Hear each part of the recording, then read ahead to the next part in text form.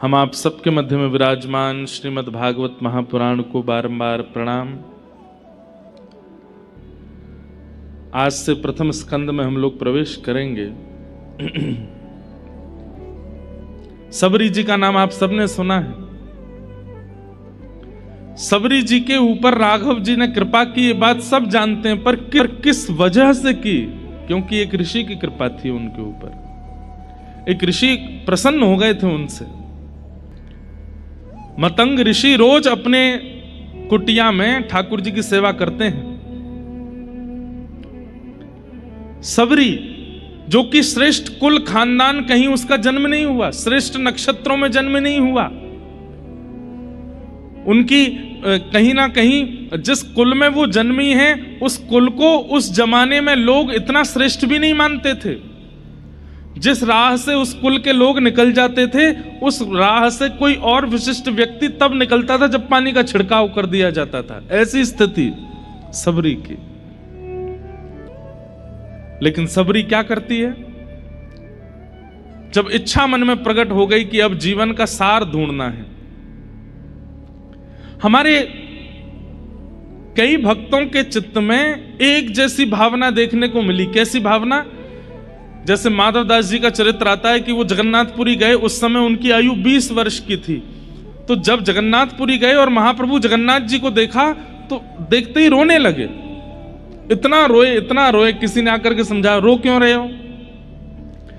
तो बोले कि जगन्नाथ जी बहुत प्यारे लगे होंगे इसलिए रो रहे हो। बोले नहीं, वो तो है ही। अच्छा, महाप्रसाद बहुत अच्छा लगा होगा इसलिए रो रहे होगे। नहीं, वो भी बात ठीक है आपकी, लेकिन वास्तविकता रोने के पीछे ये नहीं है। बोले तो क्या है? बोले मैं ये रो रहा हूं कि ये छवि मैंने 20 साल पहले तक क्यों नहीं देखी? मैंने 20 साल क्यों गवा दिए? 20 साल नश्वर संसार को देखने में व्यतीत कर दिया। मैंने जगन्नाथ जी को तभी क्यों नहीं देख लिया जब मेरे नेत्रों में देखने की सामर्थ्य थी? 20 साल व्यर्थ कर दिए। ऐसे ही सबरी के चित्त में भी एक त्याग आ गया कि मैंने जीवन व्यतीत कर दिया इस संसार में, ठाकुर जी से कब मिलूंगी? और निकल पड़ी सबरी। मतंग ऋषि रोज अपनी कुटिया में बैठ करके ठाकुर जी की आराधना करते हैं, सेवा पूजा करते हैं, आराधन करते हैं। और सबरी छुप करके देख रही है। क्यों छुप करके क्यों देख रही है? क्योंकि उसके मन में यह भावना है कि मुझे सहर्ष तो कोई स्वीकार करेगा नहीं, क्योंकि मैं ऐसे कुल खानदान आदि में जन्मी हूं, मुझे कोई कृपा मेरे ऊपर करेगा नहीं। इसलिए क्या की? सेवा की चोरी। मतंग ऋषि रोज 3 बजे उठ जाते हैं, उठ करके जाते हैं वन में, जाकर के पुष्प तोड़ करके लाते हैं, लकड़ी काट करके लाते हैं, अपने आसन पर आश्रम पर आकर के स्वयं यज्ञ कुंड बनाते हैं, उसमें अग्नि प्रज्वलित करते हैं, गोबर का चौका लगाते हैं, पुष्पों से ठाकुर जी का श्रृंगार करते हैं, आदि आदि ये सब व्यवस्थाएं। तो सबरी मन में विचार करने लगी, ये इतने श्रमित होकर के वन में जाके सब काम करते हैं, क्यों ना ये मैं ही कर दूं। तो कुछ दिन तक तो देखती रही कि ये क्या क्या सेवा करते हैं, उनको कौन से पुष्प प्रिय हैं, कैसी लकड़ियां लेते हैं, ये सब विचार करने लगी। और फिर जब लगा कि अब उचित है तो मतंग ऋषि उठते उससे पहले लकड़ियां भी आ जाती, उससे पहले पुष्प भी आ जाते, उससे पहले बिल्वपत्र आदि भी हो जाते। ऋषि मन में सोचते ये कौन करके गया है। बहुत देर तक विचार करते, ढूंढते, और सबरी करके इतनी दूर चली जाती हैं कि ऋषि को दिखाई ना दूं मैं। और फिर दूर बैठ करके केवल चिंतन करती, मुझसे अपराध तो नहीं हो रहा है ना? हे ठाकुर जी, मैं अपराध की भागीदारी तो नहीं बनूंगी ना? बस मैं गुरुदेव मुझे स्वीकार करें उसकी मैं प्रतीक्षा नहीं कर रही हूं, मैं पहले ही उनकी सेवा कर रही हूं। मतंग ऋषि थोड़ी देर तो देखते, जब कोई नहीं मिलता तो सोचते अब पूजा तो करनी है, कर ही देते हैं। तो वही सामग्री फिर अपनी सेवा में प्रयोग में लेते।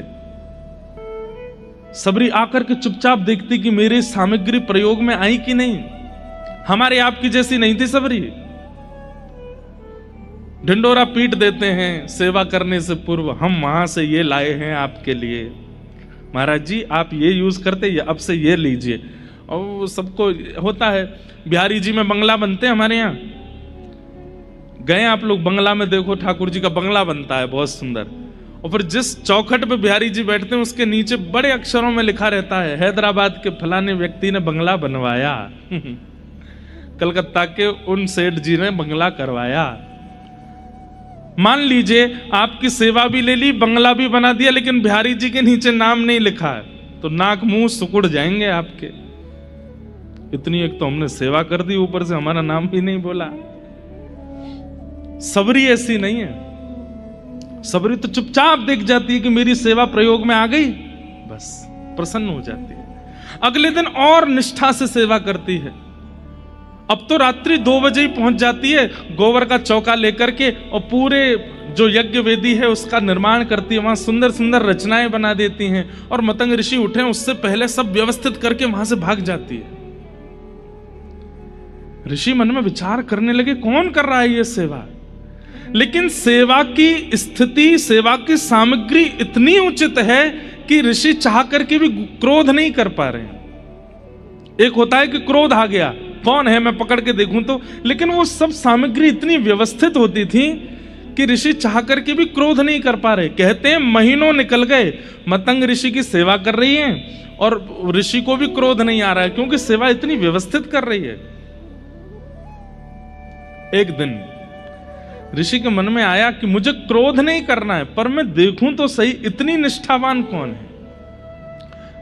एक सेवा का एक स्वरूप होता है, हम लोगों की सेवा का, हर दिन हमारा उत्साह, एक्साइटमेंट घटता है। हर दिन हमारा उत्साह घटता है। नए नए लड्डू गोपाल जी जब घर आते हैं ना, तो पहले 10 दिन तो देखो क्या सेवा होती है। सुबह नवाना है, इनके लिए माला बनानी है, इनके लिए पोशाक लानी है, दुनिया भर के ऑनलाइन सब ढूंढ लेंगे, यहाँ से इत्र मंगवा दो, इधर से चंदन मंगवा दो, यहाँ से पोशाक बनवा दो। और जैसे ठाकुर जी 1-2 साल पुराने हो जाते हैं, मम्मी मेरे से उठा नहीं जा रहा, आप ही कर दो, आप ही देख लो, ठाकुर जी को कर दो। हमारा उत्साह घटता है। लेकिन सबरी का उत्साह प्रतिदिन वर्धन होता जा रहा है। वो इतने भाव से सेवा प्रस्तुत कर रही है, मतलब उन्हें यह तक पता है कि कर्दम ऋषि, मतंग ऋषि कौन से प्रकार के पुष्प, किस तरफ झुके हुए पुष्प ठाकुर जी को अर्पित करते हैं, तो उसी तरफ झुके हुए पुष्प लेकर के आती है, कुशा लेकर के आती है। मतंग ऋषि के मन में क्रोध नहीं है, लेकिन अब इच्छा हो रही है कि ये जो सेवा करता है उस पर कृपा होनी चाहिए। इतनी भाव से सेवा, आज भावुक हो गए मतंग ऋषि। और बंधुओं एक बात बोलूं, शिष्य का, वैष्णव का सबसे बड़ा अवार्ड क्या है कि कोई भगवत प्राप्त व्यक्ति उसकी भावना से प्रसन्न होकर के भावुक हो जाए। इनको प्रसन्न करने के ज्यादा प्रयास मत किया करो, इनको प्रसन्न करने के ज्यादा प्रयास मत किया करो। मैं अपनी कथा में कहता हूं, हरि प्रसन्न होंगे तो वैकुंठ देंगे, लेकिन हरिजन प्रसन्न होंगे तो हरि को दे देंगे। अगर खाटू श्याम जी प्रसन्न हो गए तो क्या करेंगे? श्रीनाथ जी प्रसन्न हो गए, राधा रमण जी प्रसन्न हो गए तो क्या करेंगे? गोलोक धाम दे देंगे, साकेत दे देंगे, वैकुंठ दे देंगे। लेकिन हरिजन प्रसन्न हो जाए तो हरि को ही पकड़ के नीचे बुलाएंगे, बोले इसको मिलो, इसको प्राप्त हो। आज मतंग ऋषि के मन में आया कि मैं कृपा कर दूं जिसने ये सब सेवा की है, उस पर मेरा मन बस वारी वारी जा रहा है, लुटाने का मन कर रहा है, इतनी अद्भुत सेवा। और आज रात्रि सोए नहीं ऋषि, बस प्रतीक्षा कर रहे हैं कि कोई हलचल बाहर हो और मैं बाहर जाऊं। तभी सबरी आकर के सेवा कर रही है, और ऋषि बाहर जैसे प्रस्तुत होते हैं, तुरंत सबरी घबरा जाती है, दौड़ने लगती है वहां से। ऋषि कहते हैं सावधान, वहीं रुक जाओ नहीं तो शाप दे दूंगा। रुक जाती है, नेत्रों में अश्रु आ गए, चरणों में प्रणाम करके कहती है मैंने अपराध किया, मुझे क्षमा कर दें। ऋषि बोले तुम हो कौन, और तुम ये सब सेवाएं क्यों कर रही हो मेरी, और ये छुप करके करने की क्या आवश्यकता है? तुम मुझे बोल दो, मैं तुम्हें आज्ञा कर दूंगा कि ये ले आओ, वो ले आओ, ऐसा कर दो, वैसा कर दो। तब सबरी कहती है आज्ञा करने के बाद उसका पालन करना, यह भी एक सेवक धर्म में निम्न कोटि हो जाती है। गुरु की आज्ञा हुई नहीं, उससे पहले समझ जाना, यह श्रेष्ठ कोटि होती है, यह श्रेष्ठता होती है। आप आज्ञा करें और उसके बाद में उसको पूर्ण करूं, तो इसमें मेरा सौभाग्य क्या है? आपका मुखमंडल देख करके मैं पहचान जाऊं कि आप क्या चाहते हैं, वो मेरी सेवा का धर्म है ना।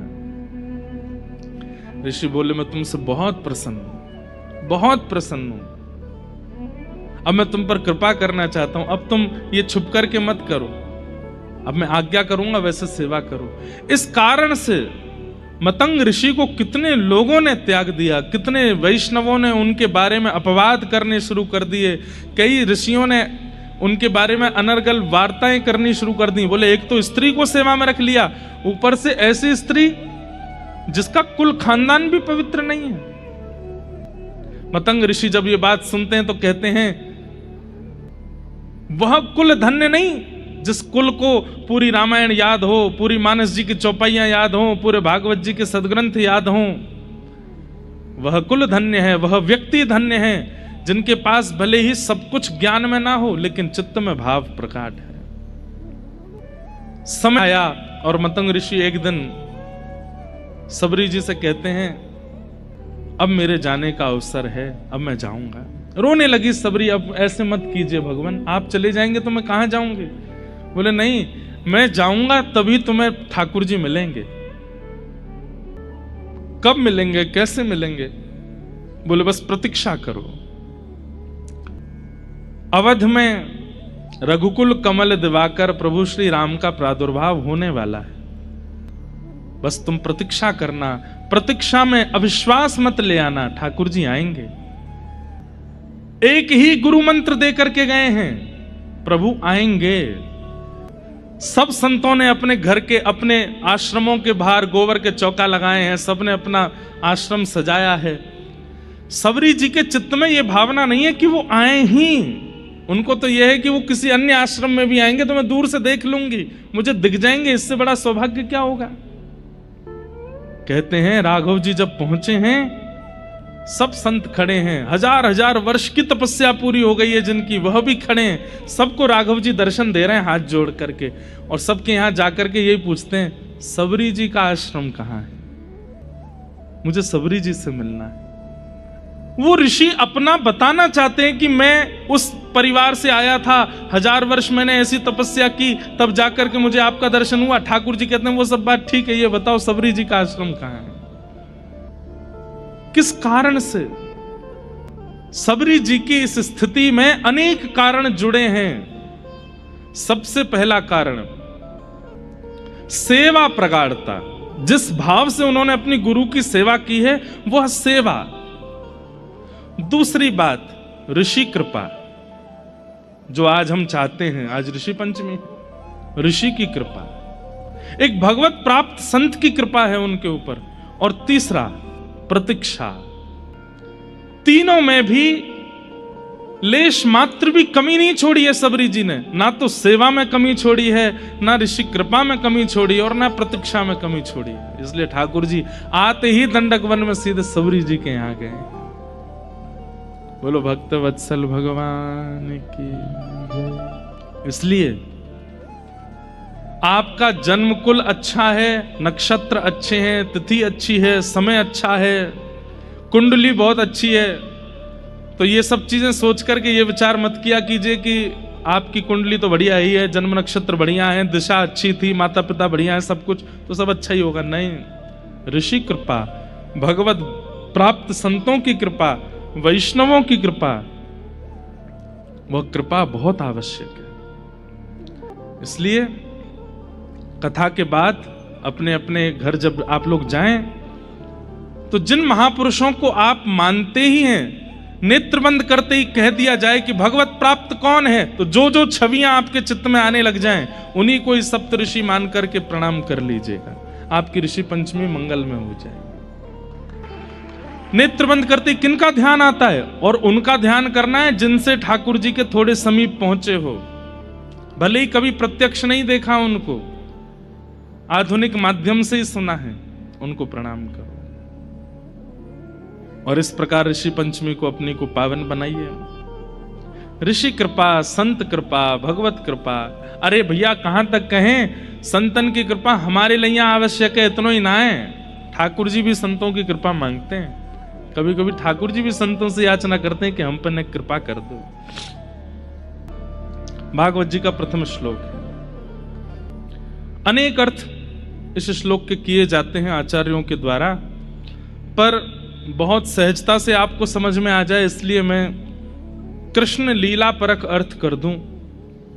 संपूर्ण कृष्ण लीला एक ही श्लोक में है। जन्माद्यस्य यतोऽन्वयाद् इतरतः, जो ठाकुर जी जन्म लिए कहां, देवकी वसुदेव के यहां, लेकिन जन्म लेकर के कहां चले गए, अन्वयाद् इतरतः, गोकुल चले गए, नंद यशोदा के पास चले गए। जन्म लिए देवकी वसुदेव के यहां, लेकिन पालन पोषण के लिए पहुंच गए नंद यशोदा के पास। और वहां जाकर के क्या कर रहे हैं, बोले चार्थे स्वविज्ञ स्वराट, अर्थों के स्वरूप को जो विज्ञ हैं, अनविज्ञ नहीं है, मतलब जानते हैं। दो बातें, ठाकुर जी सब जानते हैं लेकिन अनजान बन के रहते हैं। अच्छा एक बात बताइएगा, जानते हुए भी अनजान ये हम कब होते हैं बताओ? सब कुछ जानते हुए भी अनजान हम कब होते हैं? जब हमारा प्रेमी सामने होता है। कब? जब प्रेमी सामने होता है। प्रेमी का मतलब कोई लड़का लड़की ही नहीं होता है। अब मान लीजिए बहन का छोटा सा लाला है, 1.5-2 साल का लाला है, वो जब सामने होता है वो भी तो प्रेमी है हमारा, उसके सामने कैसे हो जाते हैं हम? अनजान हो जाते हैं। तो फिर कई लोग उससे खेलेंगे, अच्छा ये क्या है, हम जानते नहीं है, हम तो जानते हैं, अच्छा हमें तो पता ही नहीं ये क्या है। फिर वो बालक अले ये तो वो है ऐसे कहता है, आपको तो कुछ भी नहीं पता। क्यों करते हैं हम? प्रेम का ये स्वरूप होता है कि जब प्रेमी सामने होता है तो हम अनजान बन जाते हैं, जानते हुए भी। ऐसे ही ठाकुर जी ने व्रज में आकर के क्या किया, बोले चार्थे स्वविज्ञ स्वराट, सब अर्थों में विज्ञ हैं लेकिन अनविज्ञ की भांति लीला कर रहे हैं। कैसी अनविज्ञता सुनो। यशोदा मैया के सामने जाके रो रहे हैं। मैया बोली लाला कहा भय हो? बोले मैया ये दहली है ना जे बड़ी बेकार है। बोले क्यों? नंद बाबा ते लंघवाइले, दाऊ दादा ते लंग, आप लोग समझ रहे हैं दहली किसको कहते हैं? क्या कहें उसको? चौखट। घर में चौखट होती है ना, अब आजकल तो नहीं होती हैं, पुराने घरों में जाओ, मंदिरों में जाओ, यहां पे दक्षिण में मंदिरों में जाओ, कितनी ऊंची ऊंची चौखट होती हैं। लोग बाग उन पर चढ़ते भी नहीं है, उनको लांग करके जाते हैं। अब इसके पीछे भी कोई प्रथा तो है ही है, क्योंकि जब कहीं प्रवेश होता है ना तो देवी देवताओं को चौखट पे ही पूजन किया जाता है, इसलिए वो पवित्र मानी जाती है, इसलिए कई लोग उसको लांगते हैं, उस पर चढ़ते नहीं है। तो ठाकुर जी शिकायत कर रहे हैं मैया ते, बोले नंद बाबा ते लंगवायले अपने आप है, यशोदा मैया तुम ते लंगवायले, दाऊ दादा लांग जाए आकू, और कहां तक कहूं, गैया बछिया बछड़ा सबरे लांग जाए आकू, और जैसे ही मैं जाऊं जे ऊंची है जाए, मोते ना लांगी जाए। ब्रह्मा जी इस लीला को देख करके कह रहे वाह, बामन बन के गए थे कहां? बलि के यहां। और जैसी बलि ने कहा कि वरदान मांगिए तो कहते हैं 3 पग जमीन चाहिए, वो भी अपने पैरों से नापूंगा। और जैसे 3 पग जमीन का वरदान देते हैं तो बोले इतने विराट हो गए, 3 लोकों को 2 पैर के बीच में नाप लिया ठाकुर जी ने। पहला चरण पृथ्वी लोक पर है और दूसरा चरण ठाकुर जी का स्वर्ग लोक में है, और सब पार करके वैकुंठ तक पहुंच गया। मतलब एक बार पैर लंबे करवे में जो 3 लोक नाप लेते हैं, वो यहां यूं कह रहे हैं कि मुंह पे दहली लांग ही ना जाए। क्यों? प्रेम। जो सर्वगुण संपन्न होकर के प्रेम में प्रस्तुत होता है वो प्रेमी नहीं है। ये प्रेमी का एक लक्षण है, अपने प्रेमी को परख लीजिएगा। और भैया हमारी बातन को छोरा छोरीन में ही मत ले जाए करो। प्रेमी का मतलब छोरा छोरीन का ही थोड़ी होता है, लड़का लड़की का ही थोड़ी होता है। अब आप एक बात सुनिएगा, ठाकुर जी आपसे कितना प्रेम करते हैं। अपने मंदिर के ठाकुर जी को जाकर के देखो, सब पता है उनको, सब जानते हैं, लेकिन फिर भी अनजान बन करके बैठे रहेंगे। आप जहां बैठा दोगे वहां बैठ जाएंगे, जैसा पहना दोगे पहन लेंगे, जो खिला दोगे खा लेंगे, जब सुला दोगे सो जाएंगे, जब उठा दोगे उठ जाएंगे, जहां ले जाओगे चले जाएंगे। ठाकुर जी कैसे समर्पित होकर के खड़े हो जाते हैं, हमारे हो जाते हैं कि भाई मैं तेरे हवाले हूं, तू जो चाहे कर ले मेरे संग में, कछु ना बोलूंगो। ये प्रेमी है, ये प्रेम का स्वरूप है कि वहां अनविज्ञ बना जाता है। चार्थे स्वविज्ञ स्वराट, ठाकुर जी सब जानते हैं। पूतना रूप बदल करके आई है, ठाकुर जी को नहीं पता है? पता है। सारे ब्रजवासी उस पर मोहित हो गए, लेकिन ठाकुर जी ने अपने आंगन पे हाथ धर लियो। क्यों हाथ धर लियो? क्योंकि जानते हैं कि कुरूपणी रूप बदल करके आई है, लेकिन सबको कैसा दिखाते हैं कि मोह तो कुछ पता ही ना है। चार्थे स्वविज्ञ स्वराट, स्वराट का मतलब है अपने प्रकाश से प्रकाशित हैं। गोपियां अंधेरे में रख देती हैं मटकियों को, बोले लाला अंधेरे से डर लगे, अंधेरे में ना जाएगो। लेकिन ठाकुर जी अंधेरे में भी जाके माखन चोरी कर लेते हैं। तो यशोदा मैया कहें, अरे लाला एक बात बता, आपको ब्रजभाषा समझ में आ रही है सबको? सोफा वाले बताओ। गोपियां अंधेरे में धर देती हैं मटकी, लेकिन ठाकुर जी फिर भी चोरी कर लेते हैं। तो यशोदा मैया कहें, अरे लाला न्यों बता, रात में तो कुछ सुबाते समय में दियो बुझाए तुम तो रोन लगे, मैया अंधेरो है गो, मुंह को हुआ खा जाएगो, डर लग रहा है, दियो जराए दे। और ये गोपी अंधेरे में मटकी धर दें, तू कहां से जाके चुराए ले, तो को कैसे दिख जाए, और तुम वहां हुआ ना मिले। तब ठाकुर जी मैया के सामने क्या कहते हैं, मैया जो तेने पद्मराग के कंगन मुंह को पहना रखे हैं ना, बोले हाँ, इनमें ते अद्भुत प्रकाश निकसे, जैसे ही मैं अंधेरे में जाऊं तो इनमें ते प्रकाश निकलने लगे, बातें मैं मटकी ढूंढ के खाए लाऊं। अब ये तो ठाकुर जी बहाना बना रहे हैं, पर वास्तविकता क्या है? वो स्वयं स्वराट है। श्री कृष्ण करणामृत एक ग्रंथ है विल्व मंगल जी का। विल्व मंगल जी उस कृष्ण करणामृत ग्रंथ में एक श्लोक में कहते हैं, ठाकुर जी जितनी घने सघन वन में जाते हैं, प्रकाश से जितने घने वन में चले जाते हैं, जहां सूर्य का प्रकाश जाता भी नहीं हो, उतने ठाकुर जी सुंदर लगने लगते हैं। इसलिए किशोरी जी ठाकुर जी को निकुंज में ही रखती हैं। कभी भी आपने ये नहीं सुना होगा धूप बिहारी। कौन से बिहारी है? कुंज बिहारी, निकुंज बिहारी। ठाकुर जी जितने सघन वन में प्रवेश करते हैं, जिन्हें घने जंगल में प्रवेश करते जाते हैं, किशोरी जी कहते हैं जितने घने जंगल में श्री कृष्ण प्रवेश करते हैं उतने सुंदर होते चले जाते हैं। क्यों? क्योंकि फिर सूर्य के प्रकाश से उनका रूप नहीं दिख रहा है, वो अपने प्रकाश से दिखते हैं। स्वराट। कृष्ण करणामृत में श्री विल्वमंगल जी कहते हैं, ठाकुर जी का वर्ण काला नहीं है, ठाकुर जी काले नहीं है। ठाकुर जी का वर्ण कैसा है? बोले नील मणि के जैसा है। और मणि सूर्य में प्रकाशित नहीं होती, मणि अंधेरे में ही प्रकाशित होती है। इसलिए आपके दक्षिण भारत में मंदिरों में ठाकुर जी के दर्शन जो है दिया में ही होते हैं। कभी जाइए त्रिवेंद्रम या किसी भी मंदिर में चले जाओ, सब जगह वही है, दियान में ही हूं मैं। अरे तिरुपति देखो, तिरुपति जी में तो कितने भीतर होते हैं ठाकुर जी, वो दिया में ही दिख रहे होते हैं।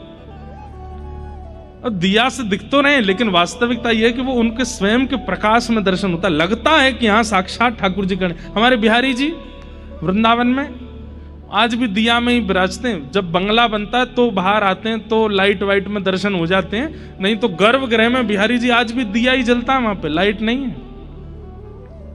कितने मंदिर ऐसे हैं हमारे वृंदावन में, आज भी वहां पर दिया में ही ठाकुर जी के दर्शन होते हैं। क्यों?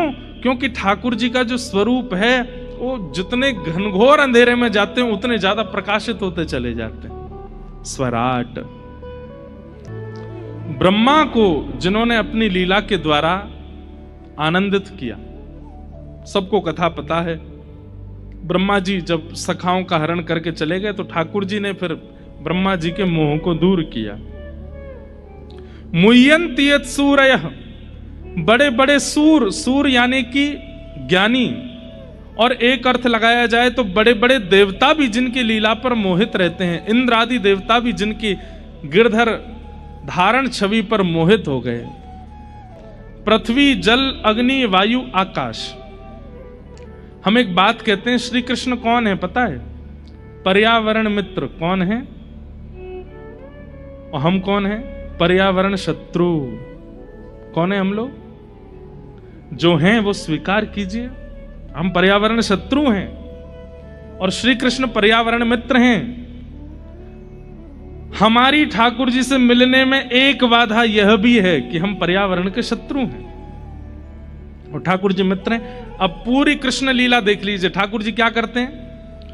जल का संवर्धन, कालिया नाग को भगाते हैं। बोले कि यमुना मैली नहीं रहनी चाहिए, कालिया नाग तू चला जाए यहां से।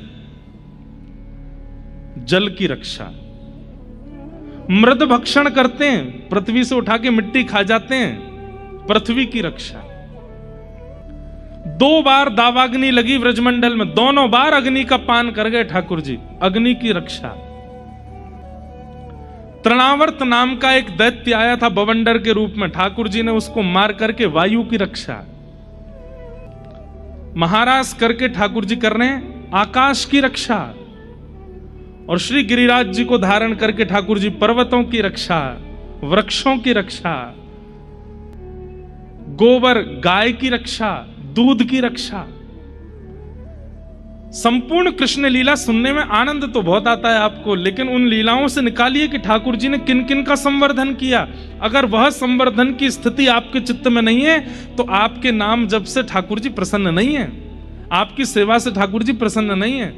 ठाकुर जी कहेंगे तू भज तो बहुत रोए मोकू, लेकिन जो जो मैंने किया वहां में तेरी नेको रुचि नहीं है, मैं कैसे मिल जाऊं तो ते। इसलिए कम से कम पर्यावरण में किसी एक वस्तु के मित्र बनिए। पर्यावरण मित्र, पृथ्वी, अग्नि, जल, वायु, आकाश।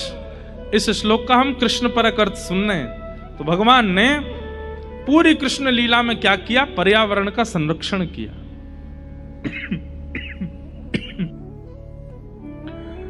यत्र सर्गो मृषा, व्रजलीला, द्वारिका लीला और महाभारत लीला, ये 3 लीलाएं ठाकुर जी की प्रधान हैं, जो कि अमृषा हैं, माने परम सत्य हैं, झूठ नहीं है। धामना स्वेन सदा निरस्त कुहकम सत्यम परम धीमहि। अपने धाम वैकुंठ को प्रस्थान करने से पूर्व भी जो उद्धवादियों को ज्ञान देकर के गए हैं द्वारिका में, ऐसे परम सत्य श्री कृष्ण को हम बारंबार प्रणाम करते हैं। इस प्रकार प्रथम श्लोक में श्री कृष्ण को वंदन किया गया। वंदन वैसे तो स्वच्छंद भाव से तो ब्रह्म परक अर्थ है इस श्लोक का, और ब्रह्म परक अर्थ ऐसा है कि आपको समझने में बहुत मुश्किल हो जाएगी। अब एक 2 लाइन का ही कर देता हूं। जन्माद्यस्य यतोऽन्वयादि तरतः, जो जन्म और मृत्यु के हेतु हैं, जिनके कारण जन्म होता है, जिनके कारण मृत्यु होती है। यतोऽन्वयाद् इतरतः, जो जन्म और मृत्यु से इतर हैं, उनका ना कभी जन्म होता है ना कभी मृत्यु होती है, लेकिन भक्त वत्सलता के लिए वो जन्म भी लेते हैं। चार्थे स्वविज्ञ स्वराट, अर्थों के प्रति जो अविज्ञ हैं, सब जानते हैं, इसीलिए उनको भगवान कहा जाता है। भगवान किसको कहा जाता है? जिसके पास में 6 नॉलेज हो उसको भगवान कहा जाता है। कौन कौन सी? ये 6 नॉलेज जिसके पास है उसको भगवान कहते हैं। सबसे पहला, इस पृथ्वी का निर्माण कब हुआ, एग्जैक्ट डेट जिसको पता है। और इस पृथ्वी और ब्रह्मांड का प्रलय कब होगा, ये एग्जैक्ट जिसको पता है, वो परमात्मा। लोग कितना भी दावा कर दें, लेकिन आज तक साइंस इस चीज में आगे आ ही नहीं पाया कि इस पृथ्वी का निर्माण, ब्रह्मांड का निर्माण कब हुआ। कहते हैं कुछ इतने साल हो सकता है पहले, एग्जैक्ट क्या है नहीं पता किसी को भी। दूसरी बात, इस सृष्टि का प्रलय कब होगा। कोई कहता है 2012 में प्रलय आने वाला था, कोई कह रहा 2020 में प्रलय आएगा, कोई कह रहा 2025 में। तो अभी कहीं सुन रहा था मैं कि जून जुलाई तक के बाद तो जो है आधी पृथ्वी तो मर चुकी होगी, अभी तक जीवित बैठे हैं, कुछ भय ना है। तो जो उत्पत्ति जानता है, प्रलय जानता है, गति और अगति जानता है, किसकी क्या गति है और किसकी क्या अगति है, ये जिसको पता है।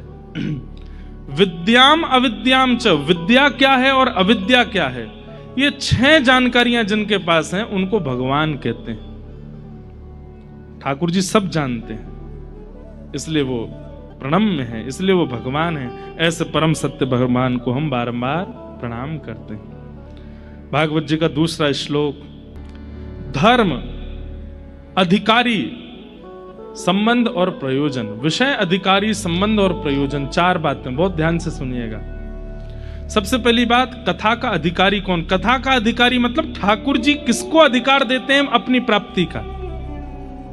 आप भगवान को प्राप्त करना चाहते हैं, पर आप उनके अधिकारी बने हैं कि नहीं, यह जानना बहुत जरूरी है। बहुत ध्यान से सुनिएगा। जो परम धर्म में व्यवस्थित है वही ठाकुर जी का अधिकारी है, कथा सुनने का अधिकारी है। धर्म प्रोजित कई तवोत्र परमो। भागवत जी का विषय क्या है? हमारे चित्त में परम धर्म का उद्दीपन होना और हमारे चित्त से ईर्ष्या का नाश होना। एक बात बहुत ध्यान से सुनिएगा हमारी। कई लोग अपने क्रोध पर काम करते हैं कि हमारा गुस्सा बहुत है, कंट्रोल होना चाहिए। कई लोग अपनी जीभ पर काबू करते हैं कि बहुत चटोरी है, इसको काबू करना है। कई लोग अपने शरीर पर ध्यान देते हैं, बहुत फैलता जा रहा है, इसको सावधान करना है। कई लोग अपने माइंड को, मन को एकाग्र करने का प्रयास करते हैं, बहुत विचलित रहता है संसार में। हमारी एक बात मानिएगा, हमारे शरीर में एक दोष ऐसा है, अगर वह सुधर जाए तो बाकी सब में सुधरने की स्थिति आ जाएगी। और उस दोष का नाम क्या है? ईर्ष्या। आपने शरीर तो अपना स्वस्थ कर लिया, काम पर तो विजय कर ली, क्रोध पर तो विजय, लेकिन एक वो होता है ना कि रोग ठीक हो गया लेकिन कुछ दिन बाद उसका थोड़ा सा अंश रह गया था तो दोबारा आ गया। कई लोगों को गंभीर बीमारी हो जाती है, डॉक्टर ऑपरेशन करके वो पार्ट ही निकाल देते हैं जो इफेक्टेड हुआ है, पर सुनने में आता है कि 2, 4, 5 साल बाद फिर से हो गया। बोले क्यों? बोले उसका कोई अंश रह गया था अंदर। ऐसे ही आप कितना भी काम पर विजय प्राप्त कर लीजिए, कितना भी जीव पर विजय प्राप्त कर लीजिए, कितना भी शरीर को स्वस्थ कर लीजिए, लेकिन आपके अंदर ईर्ष्या दोष यदि है तो वो फिर से सब कुछ प्रकट कर सकता है। अगर ईर्ष्या दोष ही निकाल दिया जाए और ईर्ष्या दोष निवृत्ति के बाद काम पर, जीव पर, क्रोध पर, शरीर पर, अन्य अन्य भावों पर अगर काम किया जाए तो जो एक बार नष्ट होगा वो पुनर्जागृत नहीं होगा, क्योंकि ईर्ष्या को आपने निकाल दिया। इसलिए भागवत जी में कहा, निर्मत सराणाम सताम। कथा सुनने का एक उद्देश्य यह भी रखिए कि मेरे चित्त से ईर्ष्या खत्म हो। आप कहोगे महाराज जी हम में तो ईर्ष्या है ही नहीं, इतनी सी नहीं है, सबके अंदर है। कोई अगर रूपवान है और उससे तनिक थोड़ा सुंदर अगर कोई और आ जाए ना, एक मीठी ईर्ष्या आ जाती है चित्त में। कोई थोड़ा सा ज्ञानवान है और उससे तनिक ज्यादा ज्ञानवान कोई आ जाए तो ईर्ष्या आ जाती है चित्त में। हम जैसे हैं, हमसे 1% भी ज्यादा किसी के पास कोई गुण होता है तो हमारे चित्त में ईर्ष्या जन्म लेती ही लेती है। आप कैसे कह सकते हैं कि आप में ईर्ष्या बिल्कुल नहीं है? सबके चित्त में होती है। लेकिन अगर वह ईर्ष्या नष्ट हो जाए तो आप अपने शरीर के जितने भी दोष हैं सब पर काम कर सकते हो। जैसे सामान्य शरीर में अगर पेट ठीक है तो बाकी सारी बीमारियां अपने आप ठीक हो जाएंगी, और पेट खराब है तो कोई ना कोई बीमारी लगती रहेगी, आती रहेंगी। ठीक वैसे ईर्ष्या, और ईर्ष्या को समाप्त करने का एक ही तरीका है, धर्म नहीं, अब परम धर्म के मार्ग पर चलो। परम धर्म, परम धर्म किसे कहते हैं? ध्यान से सुनिएगा। आपने कथा में कोई अच्छी बात सुनी, कोई बहुत विशिष्ट बात सुनी, तो आपने तो मन बनाया कि मैं इसको अपने जीवन में उतारूंगा, ये बात बहुत अच्छी लगी, अब ये मुझे करना है। लेकिन तभी आपने 2-4 लोग और सोच लिए, मैं उनसे भी जाकर के कहूंगा, उनको भी प्रेरित करूंगा कि वह भी इस क्रिया को अपने जीवन में लाना प्रारंभ करें। मैं स्वयं का भी कल्याण करूंगा पर उनका भी चाहता हूं कि वे भी कल्याण। इसको परम धर्म कहते हैं। ऐसा स्वभाव जिसके चित्त में है, उसके चित्त से ईर्ष्या दोष धीरे धीरे निकलने लग जाता है। कथा सुन करके गए और जो कथा में नहीं आए थे उनको फोन करके कहा, और भाई सब ठीक हो? अच्छा, अब एडिक्शन है उसको, चाय का एडिक्शन है, चल चाय पे चलते हैं। चाय पे ही ले गए, वहां ले जाकर बोले आज महाराज जी ने ये बात बताई। भाई मैं तो मन में विचार कर रहा हूं कि अब से चित्त में, अब से अपनी दिनचर्या में ये प्रभाव लाना है, तुम भी करो। एक बार ही कहना है, नहीं माने तो फिर दूसरे किसी को पकड़ो। मतलब जो व्यवहार अपने चित्त में लाए वो किसी अन्य से भी करवाना है, तभी ईर्ष्या जाएगी। गोस्वामी तुलसीदास जी में ईर्ष्या क्यों नहीं है? मीराबाई में ईर्ष्या क्यों नहीं है? सूरदास जी में ईर्ष्या क्यों नहीं है? क्योंकि जो भी सेवा ठाकुर जी की करते हैं उसको लिख दे रहे हैं, उसका एक पद बना दे रहे हैं, हम सबको प्रदान कर दे रहे हैं कि तुम भी करो। इसलिए उनके चित्त में ईर्ष्या नहीं है। वो चाहते हैं कि हमें ही ना मिले। अरे हमारे श्रीमन रामानुजाचार्य जी महाराज, जिनकी कृपा से दक्षिण भारत में भक्ति आज भी जीवित है, कहते हैं कि आचार्य चरण ने जैसे ही अष्टाक्षर मंत्र उनको दिया, अष्टाक्षर मंत्र सुनते ही, उसका जप करते ही ठाकुर जी सामने प्रकट हो गए, तो भगवान को प्रणाम नहीं किया। गोपुर हुए आरूढ़ उच्च स्वर मंत्र उचारो, मंदिर के शिखर पर जाकर के जोर जोर से गुरु मंत्र को गाने लगे। गुरुजी ने आकर के डांटा, हे रामानुज क्या कर रहे हो? गुरु मंत्र को सबको सुनाने की आज्ञा नहीं है। रामानुजाचार्य जी कहते हैं क्या होगा? गुरुदेव बोले नरक जाना पड़ेगा तुमको अगर सबको गुरु मंत्र सुनाओगे तो रामानुजाचार्य जी कहते हैं एक नरक जाएगा, लेकिन एक से मंत्र सुनकर के इतने सारे वैकुंठपति का दर्शन कर लेंगे तो एक का नरक जाना स्वीकार है, पर सबको तो ठाकुर जी दर्शन होना चाहिए। हे गुरुदेव, आपके मंत्र देते ही मुझे नारायण भगवान दिखने लगे, तो मैंने मन में सोचा इस मंत्र को मैं गोपनीय कैसे रख सकता हूं, इसको तो मैं सबको सुना दूंगा। तब फिर गुरुजी ने समझाया तुम्हारी भावना बहुत अच्छी है, लेकिन भाई गुरु के द्वारा प्रदत्त वस्तु का एक गरिमा तो रखो। तो फिर 77 लोगों ने वो मंत्र सुना था और रामानुजाचार्य जी ने उन 77 लोगों को विधिवत पंच संस्कार करके फिर उनको विधि रूप से सब चीज समझा करके उनको भगवत प्राप्ति कराई। कहने का अभिप्राय, हमारे चित्त में सर्वांगीण कल्याण की भावना प्रकट हो तो कहीं ना कहीं ईर्ष्या खत्म हो सकती है। ईर्ष्या उसी के चित्त में अधिकतर होती है जिसके चित्त में अन्य के कल्याण की भावना नहीं है। ईर्ष्या का नष्ट होना बहुत जरूरी है। निर्मत्सराणाम सताम। कथा सुनने के बाद में ठाकुर जी हमारे अपने कोई संबंधी हो जाएंगे, या तो ठाकुर जी के प्रति लाला की भावना, या तो उनके प्रति भाई की भावना, या तो उनके प्रति गुरु की भावना। अपने मन से नहीं बनाना है संबंध। एक बात याद रखिएगा, आपने मन में सोच लिया मेरे कोई भाई नहीं है, चलो ठाकुर जी कोई भाई मान लेते हैं, आप नहीं मान सकते। ठाकुर जी से जाकर के स्वयं पूछिए कि हे नाथ, आप मेरे कौन हैं, मुझे बताइए। और हर दिन ठाकुर जी से यही पूछो, आप मेरे हैं कौन, आप मेरे क्या लगते हैं, मुझे बताइए। एक दिन चाहे एक हफ्ता निकलेगा, एक महीना निकलेगा, कभी ना कभी ठाकुर जी या तो स्वप्न में या किसी भाव से या किसी कथा में किसी वक्ता के द्वारा, किसी महापुरुष के द्वारा, किसी वैष्णव के द्वारा संकेत रूप में शब्द का उत्तर दे देंगे। अब मान लीजिए आप रोज ठाकुर जी से पूछते हो, ठाकुर जी आप मेरे हो कौन, मुझे बताइए ना। मैं तो भाई मानता था, लेकिन आज महाराज जी की कथा में हमने सुना कि हम नहीं मान सकते। आप बताइए कि आप हमारे हो कौन।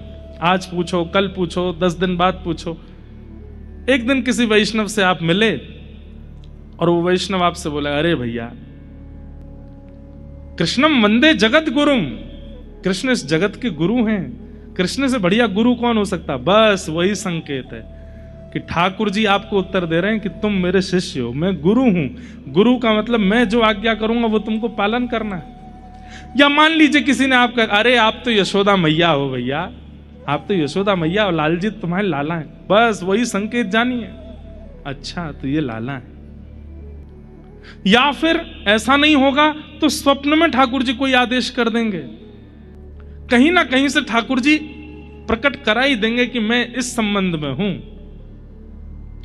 और ठाकुर जी किसी भी संबंध में आ सकते हैं।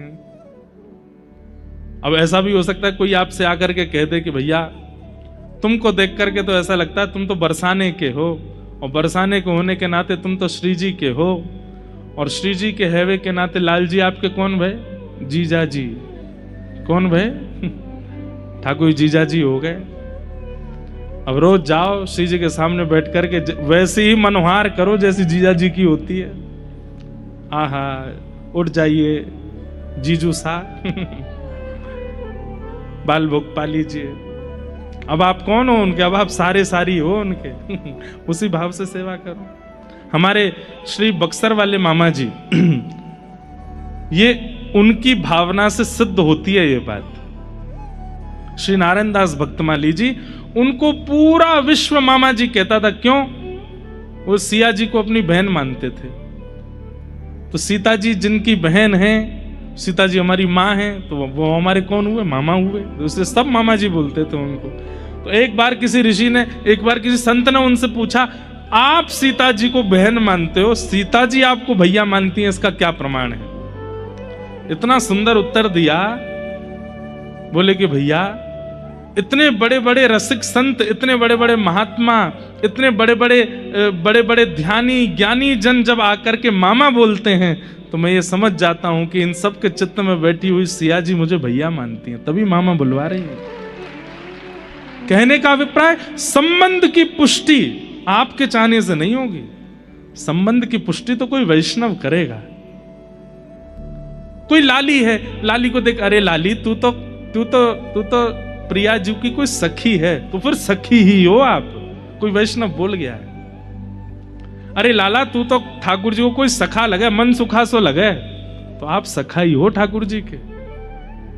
ये ठाकुर जी के द्वारा दिए गए संकेत हैं।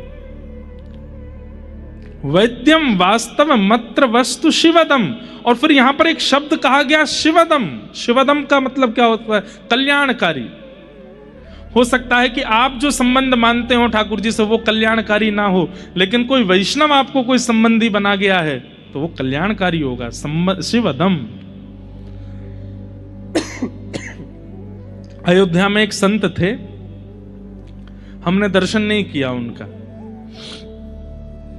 परम पूजनीय श्री गोपालाचार्य जी महाराज, बड़े बड़े आचार्यों से उनके बारे में सुना। ठाकुर जी ने उनको बताया था क्या कि मैं तुम्हारो लाला हूं और तुम लाला भाव से मेरी सेवा करो। तो लाला भाव से सेवा करते थे ठाकुर जी की। एक दिन हमारे परम पूजनीय श्री अयोध्या धाम के परम पूजनीय श्रीमद जगतगुरु रामानुजाचार्य श्री राघवाचार्य जी महाराज, वे उनकी सेवा में रहे थे। तो महाराज जी एक बार बता रहे थे, बोले एक दिन गुरु जी बोले आज लाल जी का उत्सव करना है। बोले गुरु जी क्या करें? बोले ऊपर पेटी रखी है, बक्सा रखा है, उसमें हाथी घोड़ा आदि ये सब रखे, सब निकालो, ठाकुर जी के आसपास सजा दो। तो बोले कपड़ा के और रुई के हाथी घोड़ा ऊंट गैया खिलौने ये सब रखे थे, रुई और कपड़े के। बोले हमने बक्सा खोल करके सब विद्यार्थियों ने ठाकुर जी के आसपास सजा दिए। गुरु जी ने ठाकुर जी का उत्सव किया, भोग आदि लगा करके, और बढ़िया 56 भोग बना करके पर्दा करके ठाकुर जी का भोग लगा के फिर बोले अब चलो भैया उत्सव हो गया, अब ये हाथी घोड़ा गैया आदि इन सबको वापस पेटी में धर दो। बोले हमने जब जैसी पेटी में धरी तो बोले पेटी बंद नहीं हो। तो गुरुजी बोले, हम लोग बोले गुरुजी इसी पेटी में से अभी सब निकाले थे, अब दोबारा धर रहे हैं और ये बंद नहीं हो रहे, और रुई और कपड़े के खिलौने उनको तो कितनी भी पेटी में धर दो वो तो दबा दबा के हो ही जाते हैं बंद। बोले लेकिन हम बैठ रहे हैं तो भी बंद नहीं हो रहा था। तो हमारे गुरुजी बोले, पंडित श्री गोपालाचार्य जी महाराज, वे बोले अरे 56 भोग खाया है ना, सबके पेट भर गए तो भारी हो गए सब इसलिए बंद नहीं हो रहा है। तो बोले क्या करें? बोले थोड़ी देर टहलाओ इनको। तो बोले एक हाथी लेकर के एक घोड़ा लेकर के सब बालक उनको टहला रहे हैं, थोड़ी देर टहला रहे। बोले अब रखो। बोले जैसे रखा पेटी बंद हो गई, ऊपर धर दी हमने। भावना देखो, ठाकुर जी पुष्टि कर रहे हैं कि मैं लाला हूं। और इतना ही नहीं, आज भी वो लाल जी विराजते हैं श्री अयोध्या जी में। महाराज जी के मन में आया, पूज्य आचार्य चरण के मन में आया कि ठाकुर जी अब बड़े है गए, इनको ब्याह करूंगा। तो महाराज जी की जो माता जी थी, उन माता जी के गोद में ठाकुर जी, वही लड्डू गोपाल जी बैठ जाते और बैठ करके उनकी थोड़ी वयोवृद्ध माता जी उनका पयोधर पान करते थे ठाकुर जी। एक दिन मैया बोले अब तो तुम्हारे ब्याह की चर्चा चल रही है लाला, अब तो तुम्हारा ब्याह करेंगे, लेकिन तुम तो दूध ही पियो, आज भी मेरे पयोधर को दूध पियो। ब्याह करवे वालों कोई पयोधर को दूध थोड़ी पीवे। कहते हैं माता जी ने जैसे ही ये बात कही, उस दिन से ठाकुर जी ने गोद में आना बंद कर दिया, फिर नहीं आए। और फिर मैया के वक्ष में पयोधर भी नहीं आया। मतलब ठाकुर जी आज्ञा करें, नहीं मेरो ब्याह करवे कोई मन है, अगर दूध पीवे तो ब्याह नहीं होगा, तो मैं दूध ना पीऊंगा, मेरो ब्याह कराओ। तो वो ब्याह हुआ। ऐसे ऐसे ठाकुर जी संबंध मानते हैं, पर आपके चाहने से नहीं, उनके चाहने से। और वे क्या चाहते हैं वो किसी वैष्णव के द्वारा आपको पता लग जाएगा। और अगर 1 साल हो गया, 6 महीना हो गए, ठाकुर जी ने अभी तक कोई संकेत नहीं किया, तो इसका मतलब आपकी भावना अभी इतनी पवित्र नहीं है। इसलिए ठाकुर जी आज्ञा कर रहे हैं, भावना पवित्र करो, तब मैं तुम्हें स्वीकार करूंगा। भावना पवित्र होगी तो सप्ताह के अंदर अंदर कोई वैष्णव बोल जाएगा, आप तो ठाकुर जी के ये हो। मन चाहा, मन चला, या जो इच्छा प्रकट हो जाए वैसा संबंध हो। ठीक है, आपके चाहने से ठाकुर जी, अगर आपकी पवित्रता होगी तो वह भी कोई बुरा नहीं है कि आप जो संबंध चाहो, हो सकता है आपके चित्त की स्थिति जान करके ठाकुर जी वह भी स्वीकार कर लें। पर विशेष रूप से तो कोई वैष्णव कहते हैं। भाग्य का मतलब बहुत धन की प्राप्ति हो जाना नहीं है। भाग्य का मतलब बहुत संपत्ति, ऐश्वर्य, यश की प्राप्ति हो जाना नहीं है। अगर ये प्राप्ति होना ही भाग्य होता तो रावण के पास, रावण से बड़ा भाग्यशाली तो कोई नहीं होता। रावण की लंका देख करके हनुमान जी भी एक बार को सोच में पड़ गए, इतनी सुंदर। ने उनके लिए श्रृंगार किया जो एक दिन तुम्हारा श्रृंगार उजाड़ देगा। ऐसा श्रृंगार अगर उसके लिए किया होता जिससे चुड़लो उमर है जाए। अरे ये नश्वर पति है, एक दिन त्याग देगा, एक दिन चला जाएगा और तुम्हारा पूरा श्रृंगार भी ले जाएगा। पर वो पति तो ऐसे हैं कि एक बार उसके लिए श्रृंगार करते हैं तो वो कभी श्रृंगार छीनता नहीं। सहज ही गुरु जी ने बोल दिया। उसी समय पिता से जाकर के सहजो भाई ने कहा, मैं ब्याह नहीं करूंगी। घर वाले लोग बड़े चिंतित हो गए, द्वार पे बारात खड़ी है, अब कैसे होगा, हमारी नाक कट जाएगी। मां बोली हमारे साथ अनुचित हो जाएगा, ऐसा हो जाएगा। लेकिन तभी जैसे ही द्वार से बारात भीतर आई तो जो दुल्हा जिससे ब्याह होने वाला था,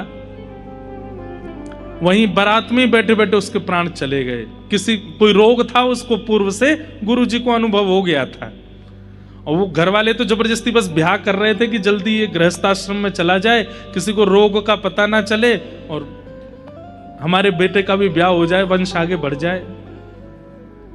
लेकिन गुरु जी पहले ही परख लिए और ब्याह मंडप में पहुंचा नहीं दुल्हा, उससे पहले तो उसी रोग से उसके प्राण चले गए। उसी दिन ऐसा वैराग्य आया उनके चित्त में कि जो गुरु मेरा भविष्य देख लेते हैं, उन्हीं गुरु को आश्रित हो गई सहजो बाई। और कैसी आश्रित हुई, गुरु जी को सर्वस्व मानती हैं। मैं पद खोल लूं, उनका बहुत सुंदर पद है, गुरु ना बिसारूं मैं राम तज ढारूं। तो एक दिन गुरु जी को अपनी कुटिया पर आमंत्रित किया सहजोबाई ने और कहा, गुरुदेव आप मेरे द्वारा प्रदान की गई सेवा स्वीकार करने आइए। तो गुरु जी बोले ठीक है हम आते हैं। तो उनकी गुरु निष्ठा इतनी तीव्र थी कि उससे ठाकुर जी बड़े प्रसन्न थे। ठाकुर जी बोले आज हम सहजोबाई की परीक्षा लेते हैं। बोले क्या, कैसे परीक्षा लेंगे? बोले जिस रास्ते से गुरु जी आ रहे होंगे उसी रास्ते से मैं भी आ जाऊंगा, देखता हूं ये पहले गुरु जी का स्वागत करेगी कि मेरा करेगी। ठाकुर जी परीक्षा लेने के लिए आए और उसी समय सामने से गुरुजी आ रहे हैं और गुरुजी के ठीक बगल वाली गली से ही ठाकुर जी भी आ रहे हैं, पीताम्बरी पहन करके, मुकुट धारण करके, कमल नेत्र ठाकुर जी के, और मंद मंद मुस्काते हुए आ रहे हैं। देखें ये आज पहले सत्कार किसका करेगी, गुरु का करेगी कि हमारा करेगी। सहजोबाई ने ऐसी लीला की कि सब देख के चौंक गए। आप खुद को रख करके देखें कि आपके घर गुरुजी आ रहे हैं और उसी समय, ठीक उसी समय गुरुजी के साथ साथ ठाकुर जी भी आ गए। मान लो वेंकटेश भगवान आ गए, आप किसकी पूजा पहले करोगे? यहां बोलने को 4-5 लोग बोल देंगे गुरुजी की, पर करेगा कोई नहीं। जब सामने ठाकुर जी होंगे तो ठाकुर जी की ही करोगे। मैंने खुद से पूछा कि अगर मेरे गुरु और मेरे ठाकुर जी दोनों अगर सन्मुख आ जाते तो मैं किसकी पहले पूजा करता? तो मेरे मन में जो उत्तर आया वो क्या था कि मैं गुरु जी से कहता, गुरु जी ठाकुर जी आ रहे हैं, आ जाओ साथ में पूजा करेंगे।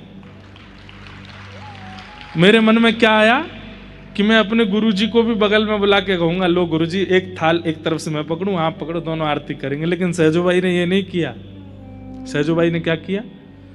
दौड़ करके गई और ठाकुर जी का हाथ पकड़ करके खींच के अपने पास लेके आई, बोले लो थाल पकड़ो, गुरु जी आ रहे हैं, आरती उतारो। ठाकुर जी बोले, सहजो मैं भगवान हूं, मैं परमात्मा हूं, मैं ईश्वर हूं। सहजोबाई बोली, मैं सबका उत्तर दे दूंगी, सुनना चाहेंगे आप? बोले हाँ दो। बोले मेरे से श्रेष्ठ गुरु कैसे हो गए तुम्हारे? तब सहजोबाई उत्तर देती हैं, हरि ने जन्म दियो जग माही, आपने हमको विश्व में भेजा।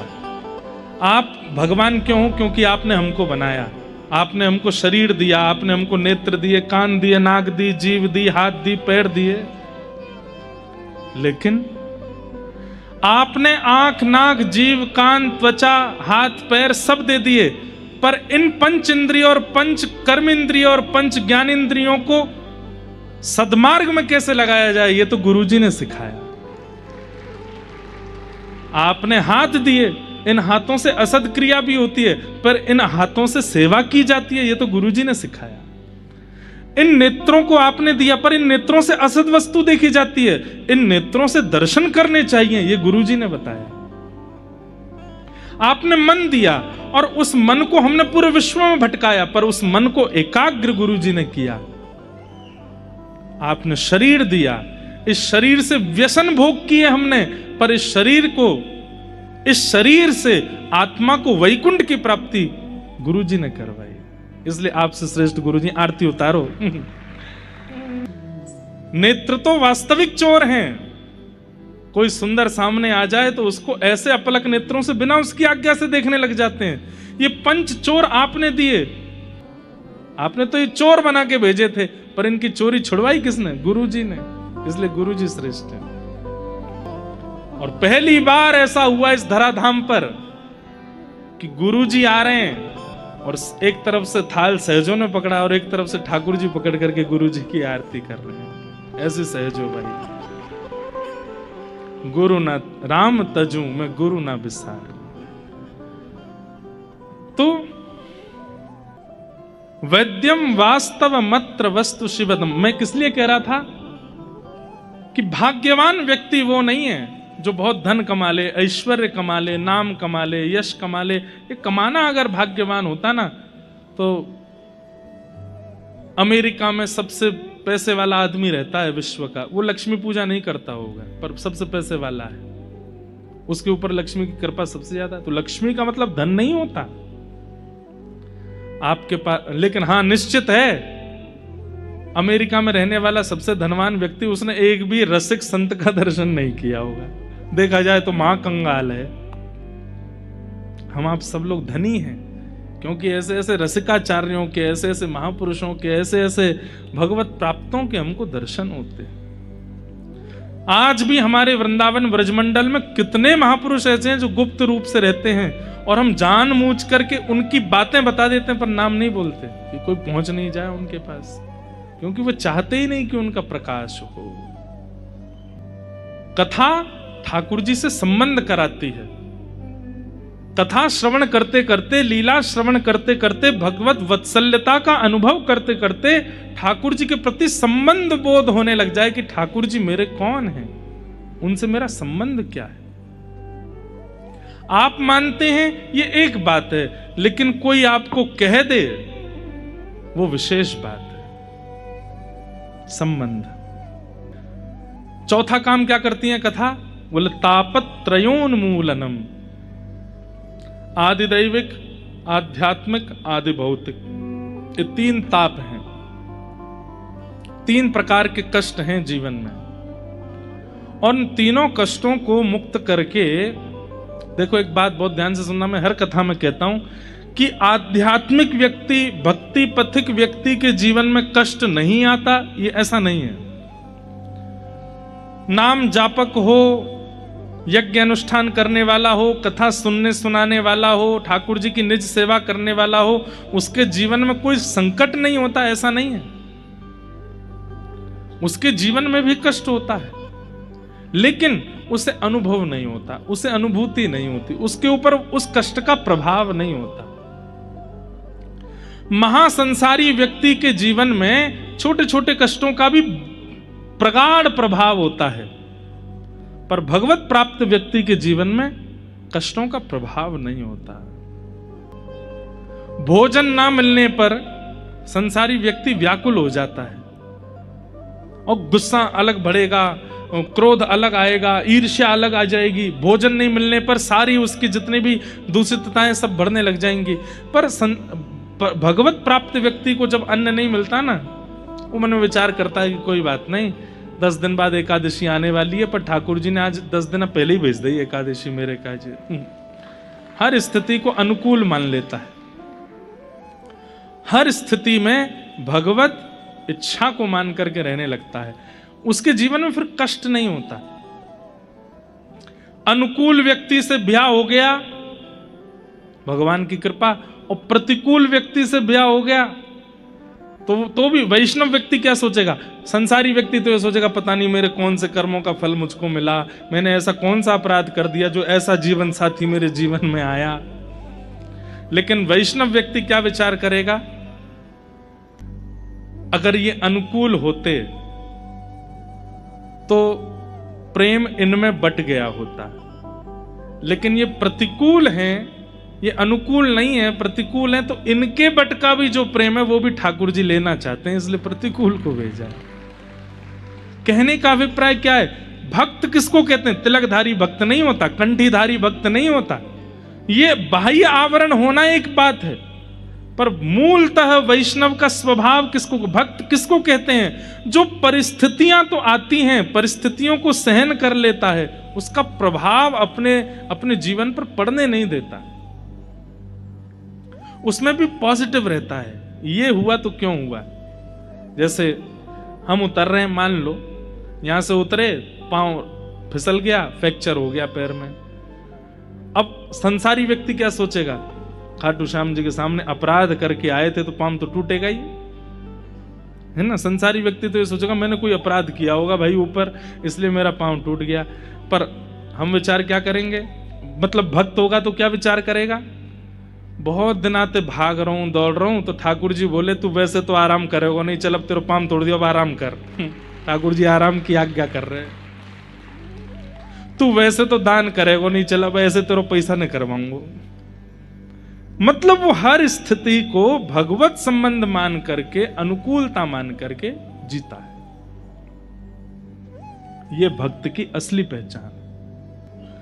ठाकुर जी के आगे थाल रखा, भोग का थाल गिर गया तो लोग अरे अपशगुन हो गया, अपशगुन हो गया, कोई ठाकुर जी नाराज हैं, थाल फेंक रहे हैं। नहीं, जैसे छोटा बालक, माँ कितना भी अच्छा सामान लेकर के आवे, लेकिन बालक जब चिड़चिड़ा जाता है तो सामान कितने बढ़िया वो फेंक देता है। वो क्या, माँ ने पूछा क्यों फेंका?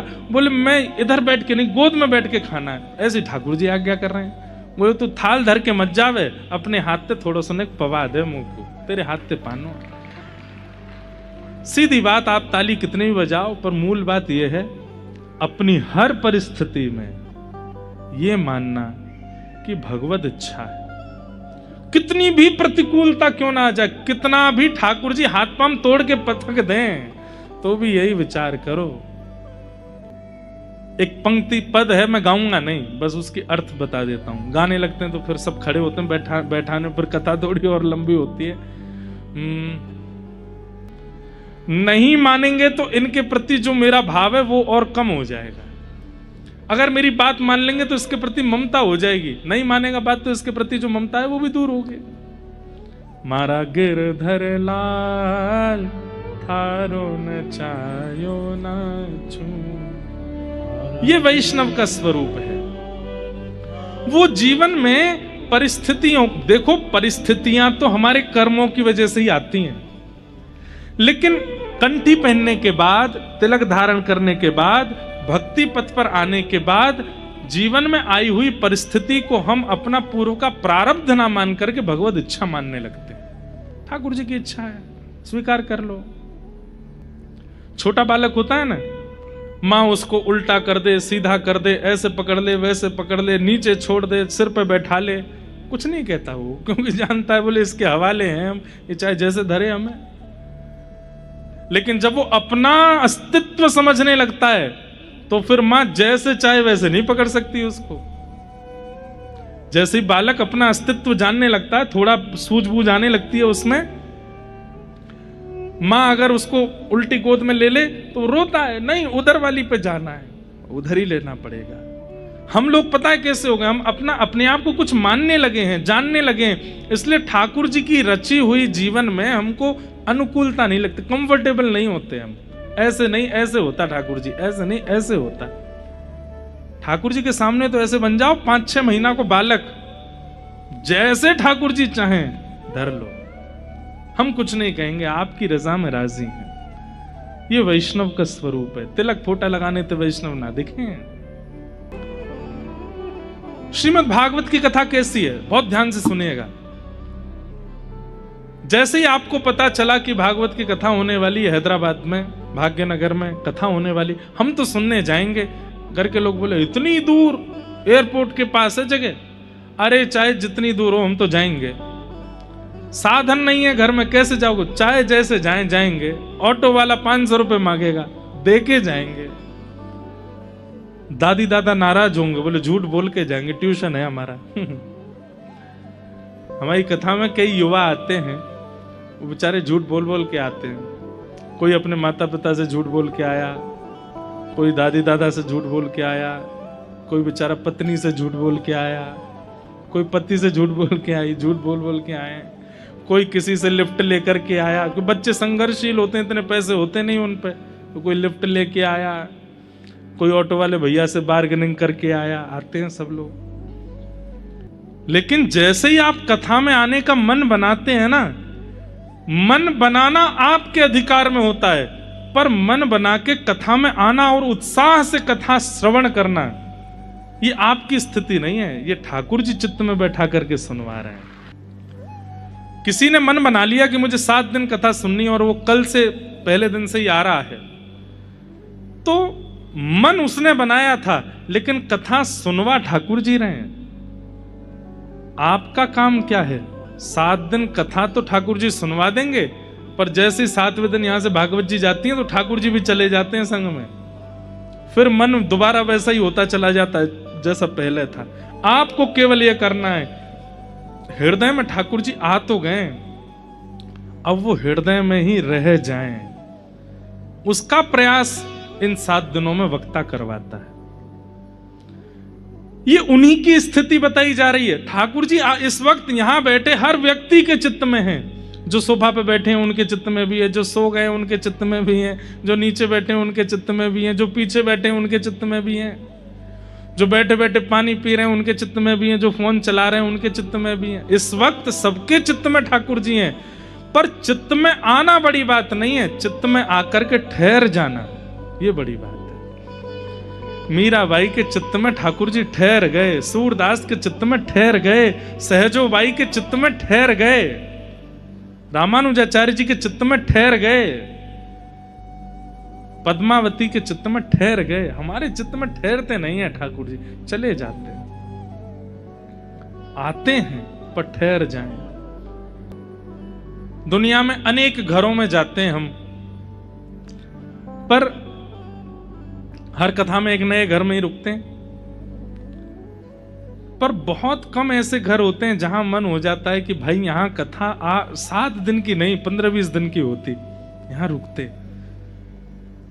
और ऐसे घर में जब रुकने का मन हो जाता है आचार्यों का, वैष्णवों का, तो समझो वो घर नहीं है, वो साक्षात वृंदावन नहीं है, वहां रुकने का मन हो रहा है।